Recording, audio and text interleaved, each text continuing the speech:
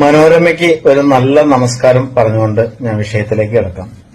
ഇന്ന് മനോരമ പത്രത്തിലെ മലപ്പുറം എഡിഷനിൽ എന്നെപ്പറ്റി ഒരു വാർത്ത വന്നു. എന്റെ ഏറ്റവും നല്ലൊരു ഫോട്ടോ വെച്ചിട്ട് എന്നെ കൃത്യമായി ഞാനാണെന്ന് മനസ്സിലാവുന്ന രീതിയിൽ തന്നെ വളരെ വ്യക്തമായൊരു ഫോട്ടോ വെച്ചിട്ട് നടൻ മണികണ്ഠൻ അറസ്റ്റ്. കേസ് തുടർന്ന് വായിക്കുമ്പോൾ അറിയാൻ കഴിയുന്നത് ഞാനല്ല, വേറൊരു മണികണ്ഠനാണ്. കള്ളപ്പണമാണ് വിഷയം. അപ്പോ മനോരമയ്ക്ക് എന്റെ പടം കണ്ടാൽ അറിയില്ലേ എന്നുള്ളൊരു സംശയം എനിക്കുണ്ട്. മനോരമയ്ക്ക് അറിയാത്ത ഒരാളാണോ ഞാനെന്ന് സംശയിച്ചു പോവുകയാണ്.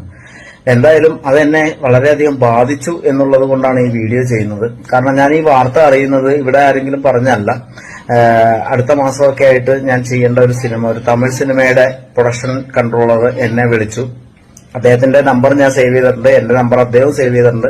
ഞങ്ങൾ നിരന്തരം സംസാരിക്കാറുള്ളതാണ്. അപ്പൊ കുറച്ചായിട്ട് ഒരു 1-2 ആഴ്ചയായിട്ട് വിളിച്ചിട്ടില്ല.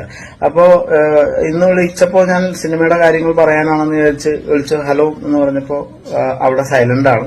അത് കഴിഞ്ഞ് ഞാൻ ഹലോ സാർ എപ്പി இருக்கீங்க, நல்லா இருக்கீங்களா, சொல்லுங்க ഹലോ എന്ന് പറഞ്ഞപ്പോ ഇത് മണികണ്ഠനാ? அதே மணிகண்டனானு പറഞ്ഞപ്പോ இல்ல நீங்க உங்களை அரெஸ்ட் பண்ணிட்டாங்கன்னு சொல்லி ஒரு நியூஸ் வந்து கேரளால எனக்கு ஒரு ஃப்ரெண்ட் இருக்காரு, அவர் அனுப்புனாரு.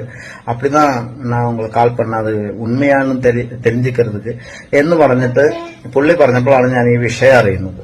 അപ്പോ അവർക്ക് വിളിക്കാൻ തോന്നിയത് കൊണ്ട് അവർക്ക് മനസ്സിലായി ഞാനല്ലാന്ന്.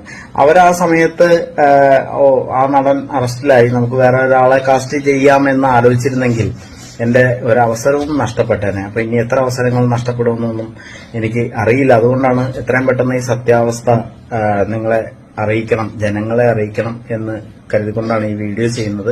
എന്തായാലും ഇത് നിയമപരമായി തന്നെ മുന്നോട്ട് പോകും. കാരണം എന്റെ ജീവിതത്തിൽ ഈ കഴിഞ്ഞ ഇത്രയും കാലമായിട്ട് ഞാൻ ഒരു ചീത്തപ്പേരും ഉണ്ടാക്കിയിട്ടില്ല. അത് ഉണ്ടാക്കാതിരിക്കാൻ ഉള്ള എല്ലാ ശ്രമങ്ങളും എന്റെ ജീവിതത്തിലെ ഓരോ നിമിഷങ്ങളിലും ഉണ്ട്. അപ്പോ വളരെ നിസ്സാരമായിട്ട് എനിക്കൊരു ചീത്തപ്പേരുണ്ടാക്കി തന്ന, വളരെ എളുപ്പത്തിൽ ചീത്തപ്പേരുണ്ടാക്കി തന്ന മനോരമയ്ക്ക് ഒരിക്കൽ കൂടി ഒരു നല്ല നമസ്കാരവും നന്ദിയും പറഞ്ഞുകൊണ്ട് നിയമപരമായി തന്നെ മുന്നോട്ട് പോകുമെന്ന് അറിയിച്ചുകൊള്ളുന്നു. ശരി.